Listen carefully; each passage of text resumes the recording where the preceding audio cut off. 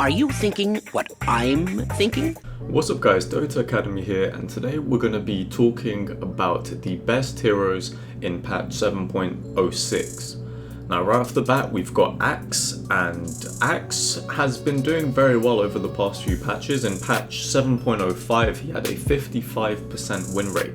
So I'm going to tell you why he's good in this patch. So we all know the first thing about 7.06 was they reworked his Aghanim Scepter, meaning that if you get a successful Culling Blade, so if you kill an enemy hero with Culling Blade, there will be a battle hunger on all enemy heroes in a 700 AoE after you get the kill with Culling Blade. Now that's a very, very big part of Axe right now, because if you're able to get that slow and damage dealt on all those heroes around in a team fight, then it's going to be great for follow-up. It's going to be great for, you know, catching more enemies because they're slow, they're taking damage. So there's more to the scepter now than there was before. Also, another part is that you're really versatile with Axe. You can pretty much go anywhere. You can go to the off lane. If you're having a bad time in the offlane, you can just go to the jungle. And also, because the jungle has now been buffed with the neutral spawning every minute, you're really able to make full use of Axe's jungling capabilities with his passive. Axe is also one of the best heroes to go up against heroes that build BKBs. So BKB carries, Axe is very good at them. As soon as you get a blink dagger, you should be guaranteed a kill if you blink correctly. So it's a very, very good initiation. So Axe is still one of the best initiators in the game, and he's also pretty much good against every illusion hero in the game. So your PLs, Terrorblade, Naga Siren, and illusion heroes actually have been nerfed quite a bit, so it makes Axe even more stronger against them. Moving on, we've got Wraith King. Now Wraith King has had a few changes in this patch. His level 20 talent gives him 40 attack speed, meaning that he's actually a real carry with good attack speed at level 20. His level 25 talents are really good. We saw the new one where he will apply the stun in an AoE when he dies, but also the no mana cost from reincarnation is very helpful as well at level 3. A very low cooldown, so you're able to be up and fighting throughout the majority of the time, meaning that you won't actually get a death. Well, it's harder to unless they kill you straight away like 2 times. But other than that, there's been buffs with Armlet, and items like Echo Saber are still really good right now. So, you know, more chance to crit with Wraith King. So he's a very, very good carry for this patch. Also, some of his strongest counters, for example, Phantom Lancer, Anti-Mage, and Invoker, have been, well, I think Anti-Mage got a slight nerf, and so did PL with the illusions. So it's like the counters to Wraith King aren't that strong right now. So I'm sure picking Wraith King is going to be very helpful for you guys to be able to increase your win rate in this patch.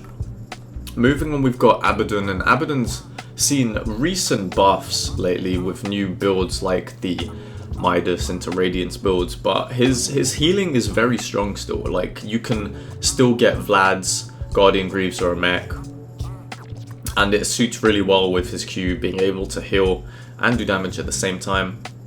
Also, he's able to pretty much destroy any carry in any lane, and not to mention his level 25 talent is one of the best in the game. Like, the plus 300 Apotic Shield health is very, very significant. So Abaddon is going to be seen a lot this patch, I think. I'm going to predict that.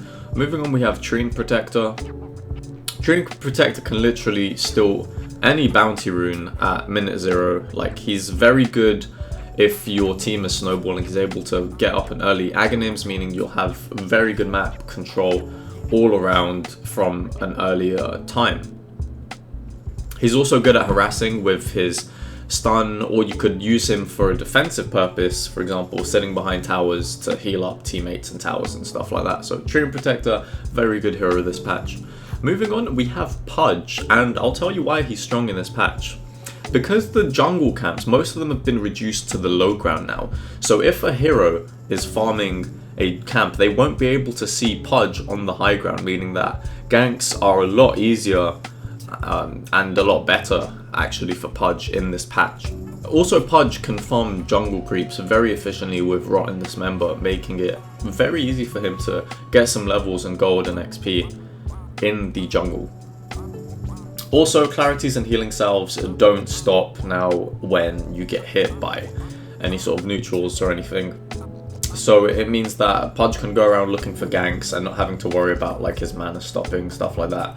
So just more ways for Pudge to be able to try and get ganks, secure kills for your team, especially in the early to mid game.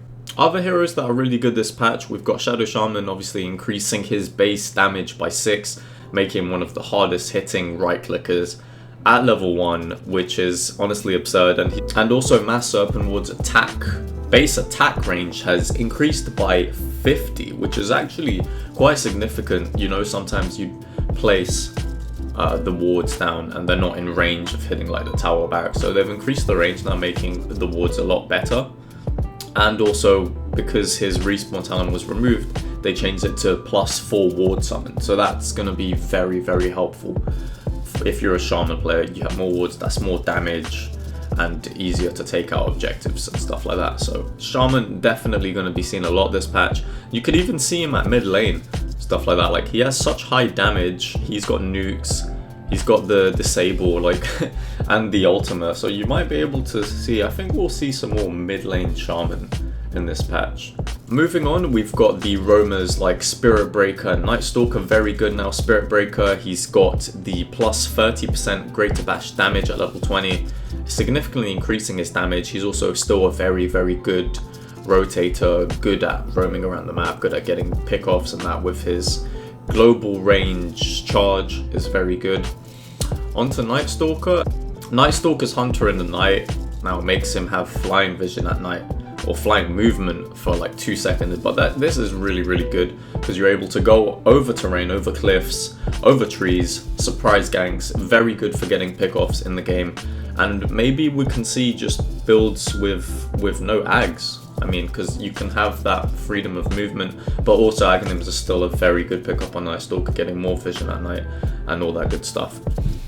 And the last hero we have here is Drow Ranger. Since the patch 7.06, Drow Ranger's Frost Arrows are no longer unique attack modifiers, meaning that we may be able to see builds with Drow, like Drow getting Desolator, because that's not a unique attack modifier as well.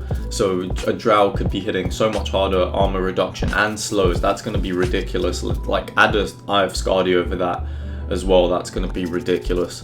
So I hope you guys enjoy this video of the best heroes in patch 7.06. Leave a comment below what your favorite hero is this patch. I'm really interested in seeing what you guys can come up with. If there's a hero you think that should have made this video but wasn't there, leave a comment below and explain why, and I'll gladly just review the comments and have a discussion with you guys about it. So thank you guys for watching. Please leave a like rating below if you like this video, subscribe to Dota Academy, and we'll see you in the next one.